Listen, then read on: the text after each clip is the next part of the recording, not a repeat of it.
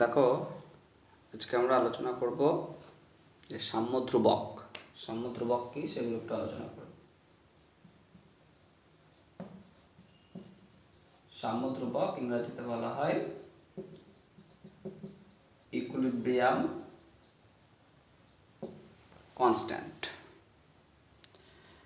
সাম্যধ্রুবক হচ্ছে যদি কোনো একটা রাসায়নিক বিক্রিয়া সাম্যাবস্থায় থাকে, তখন সেই বিক্রিয়াটার যে কনস্ট্যান্ট আসে, সেই কনস্ট্যান্টগুলোকে আমরা সাম্যধ্রুবক বলি। বিষয়টা কি দেখো,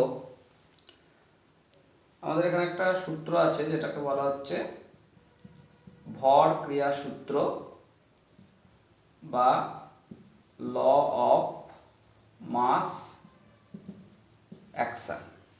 তা ভর ক্রিয়া সূত্রে বলছে যে কোনো একটা রাসায়নিক বিক্রিয়ার যে বিক্রিয়া হার, সেটা বিক্রিয়ায় উপস্থিত যে বিক্রিয়ক পদার্থগুলো আছে তাদের সক্রিয় ভরের সমানুপাতিক।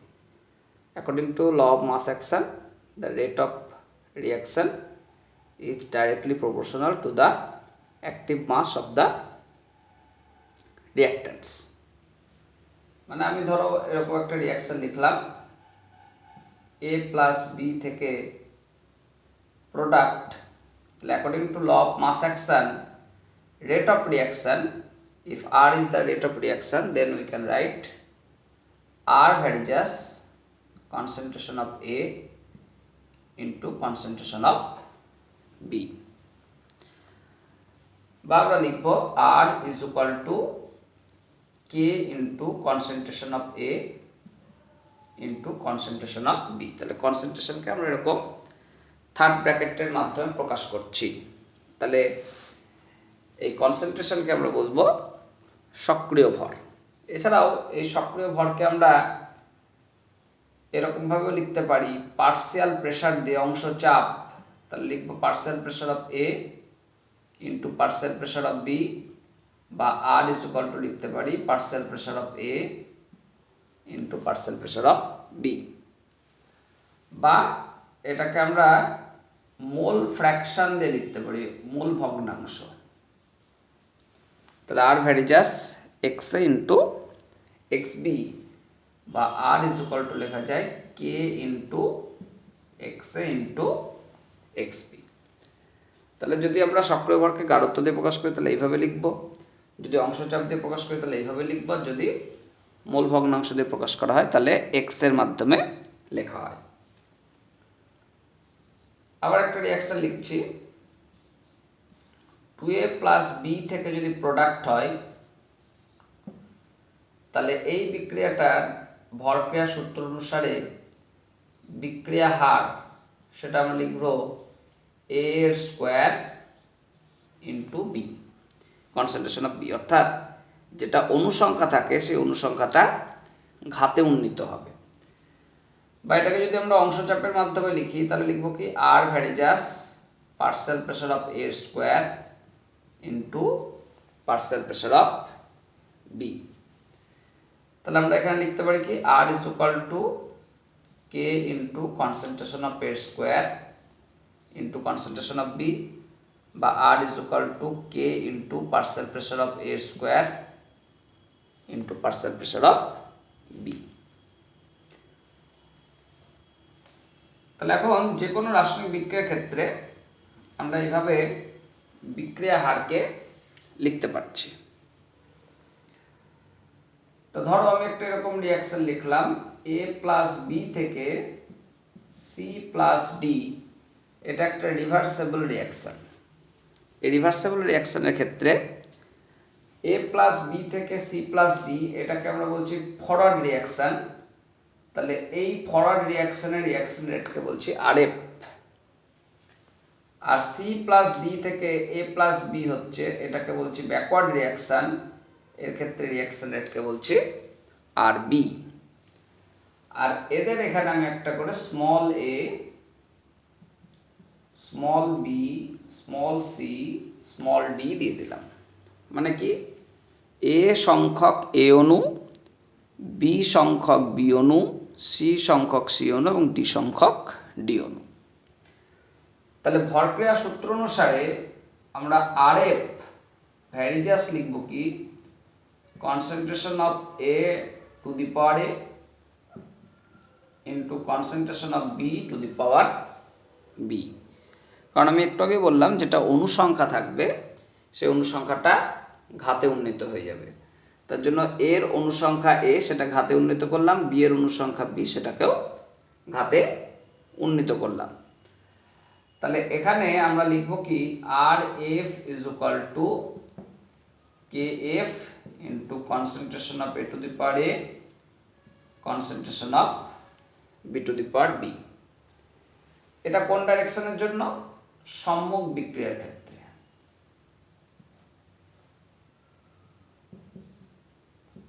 অর্থাৎ যখন এ আর বি বিক্রিয়া করে সি আর ডিতে পরিণত হচ্ছে।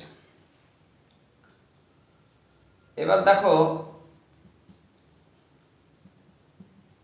বিপরীত বিক্রিয়ার ক্ষেত্রে rate of backward reaction R B varies as. তাহলে একবার রিয়াক্ট্যান্ট হচ্ছে সি আর ডি, প্রোডাক্ট হচ্ছে তখন এ আর বি। তাই লিখব কি concentration of C to the power C concentration of D to the power D, বা R B is equal to লিখব K B into concentration of C to the power C concentration of D to the power D. আর সাম্যাবস্থায়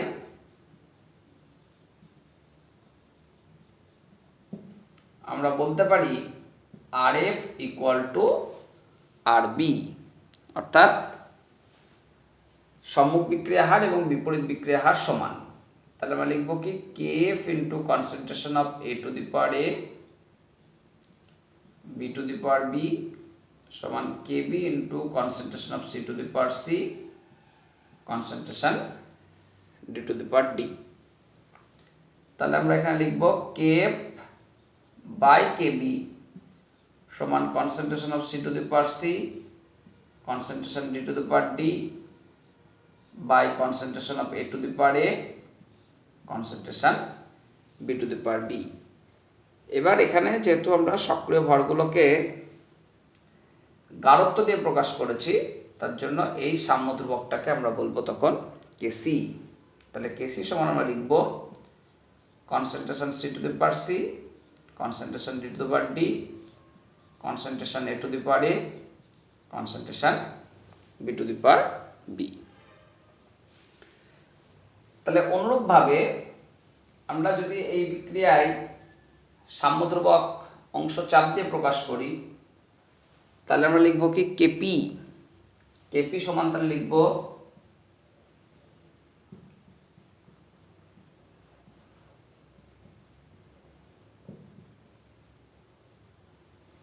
এরকম, KP সমান লিখব partial pressure C to the power C partial pressure D to the power D partial pressure A to the power A আর partial pressure B to the power B. আবার এই সাম্য ধ্রুবককে যদি আমরা কে এক্স বলি, তখন আমরা লিখব কি X C to the power C X D to the power D X A to the power A X B to the power B. এবার আমাদের এই সাম্য ধ্রুবকগুলোর মধ্যে একটু ইন্টার রিলেশন আলোচনা করে নিচ্ছি। প্রথমে আমরা আলোচনা করছি কেপি ও কেসি এর মধ্যে সম্পর্ক।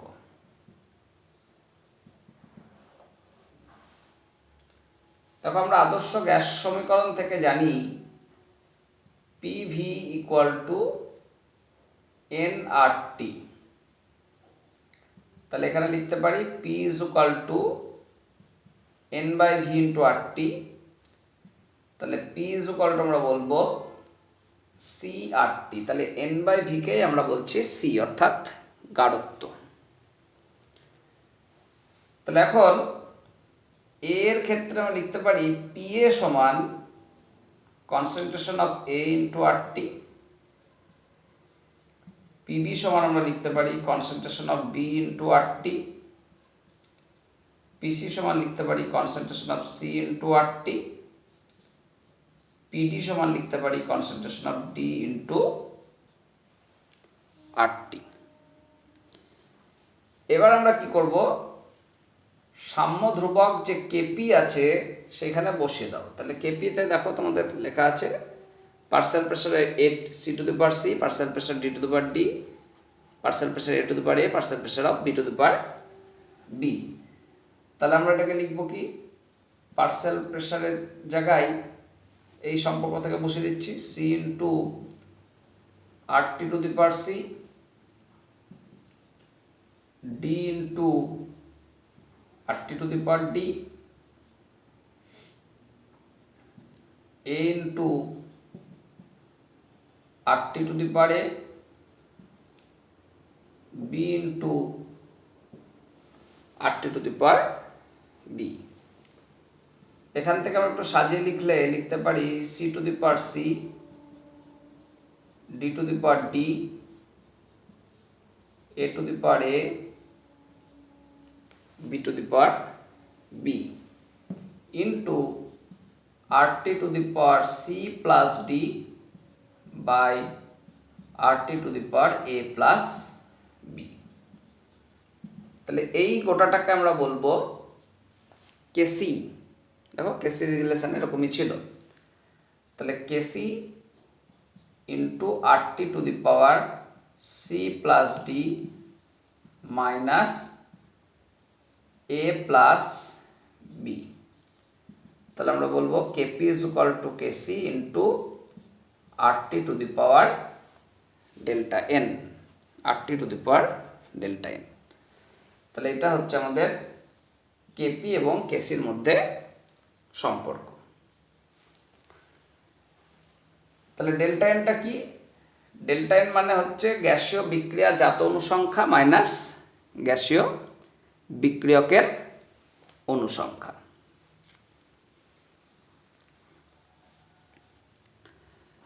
এবার বিভিন্ন উদাহরণের সাহায্যে লিখি আমরা। ধরো আমি বললাম PCl5 গ্যাস থেকে PCl3 gas plus Cl2 gas. তাহলে এর ক্ষেত্রে কেপি সমান লিখবো কি, partial pressure of PCl3 into partial pressure of Cl2 by partial pressure of PCl5। আর এই বিক্রিয়ার ক্ষেত্রে আমরা যদি কেসি লিখি তাহলে কি লিখবো, concentration of PCl3 into concentration of Cl2 by concentration of PCl5।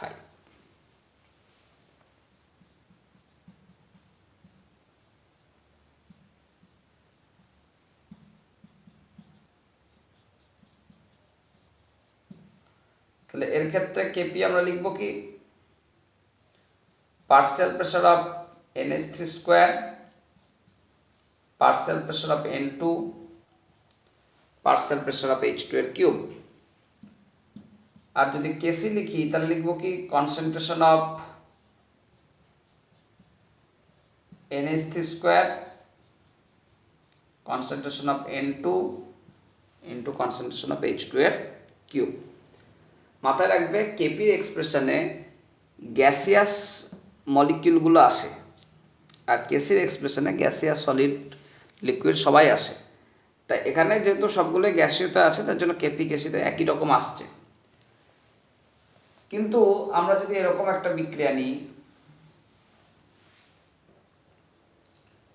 CaCO3 solid থেকে CaO solid plus CO2 gas, তাহলে এই বিক্রিয়ার ক্ষেত্রে কেপি লিখতে গেলে আমাদের শুধুই লিখতে হবে P অফ CO2, কারণ এটা বিক্রিয়াজাততে আছে আর এগুলো কঠিন অবস্থায় আছে, তার জন্য এগুলোর কিছু লেখা যাবে না।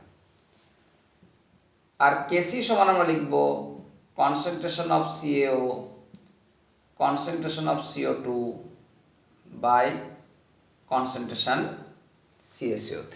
সবগুলোই এর ক্ষেত্রে লেখা সম্ভব। এবার আমরা বিভিন্ন গ্যাসীয় বিক্রিয়ার ক্ষেত্রে বা যে কোনো বিক্রিয়ার ক্ষেত্রে কেপি আর কেসির মধ্যে সম্পর্ক দেখব। যেমন ধরো আমি লিখলাম 2HI গ্যাস থেকে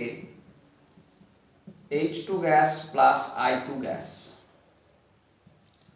তাহলে এই বিক্রিয়া যদি ডেল্টা এন গণনা করি তাহলে 1 + 1 - 2, তোমরা জানো ডেল্টা এন গণনা করার নিয়ম হচ্ছে গ্যাসীয় বিক্রিয়াজাত মাইনাস গ্যাসীয় বিক্রিয়ক। তাহলে এখানে ডেল্টা এনের মান চলে আসলো 0। তাহলে আমরা রিলেশন কি জানি, KP is equal to KC into RT to the power delta N. তাহলে ডেল্টা এনের জায়গায় যদি 0 হয় তাহলে বলবো কি KP is equal to KC. তাহলে যে কোনো গ্যাসীয় বিক্রিয়ার ক্ষেত্রে, যে কোনো বিক্রিয়ার ক্ষেত্রে, গ্যাসীয় বলে নয়, যে কোনো বিক্রিয়ার ক্ষেত্রে যদি কেপি কেসি সমান হয় তাহলে সেই বিক্রিয়ার ক্ষেত্রে মাথায় রাখবে ডেল্টা এনের মান 0 হবে। অর্থাৎ ডেল্টা এন 0 হলে কেপি এবং কেসির মান সমান হয়ে যাবে।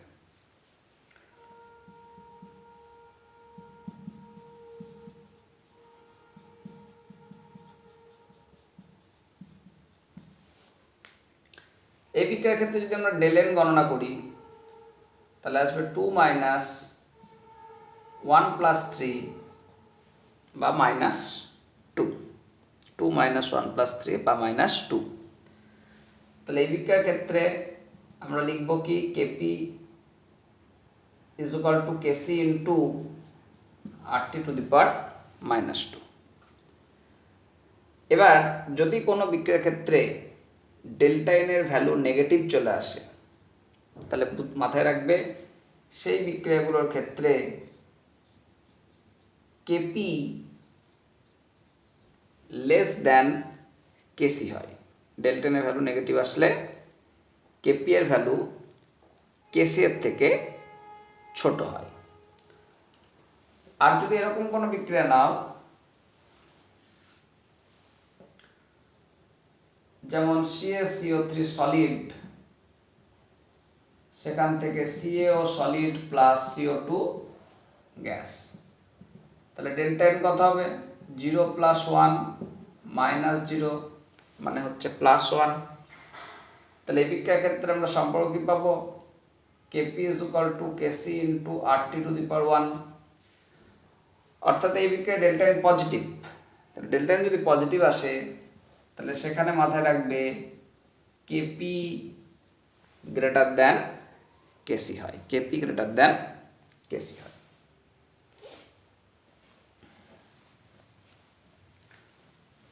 এছাড়াও আমাদের কেপি কে এক্স এর মধ্যে সম্পর্ক প্রতিষ্ঠা করা যায়।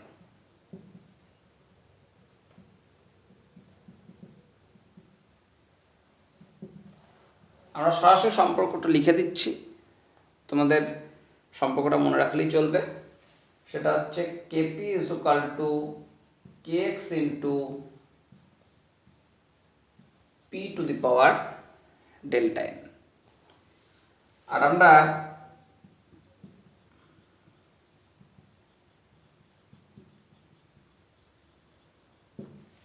যদি কেসি কে এক্স এর মধ্যে সম্পর্ক দেখি তাহলে দেখো আমরা কি পেয়েছি, KP is equal to KC into RT to the power del N, আর পেলাম KP is equal to K X into P to the power del N. তাহলে এই দুটো সমান করে দিলে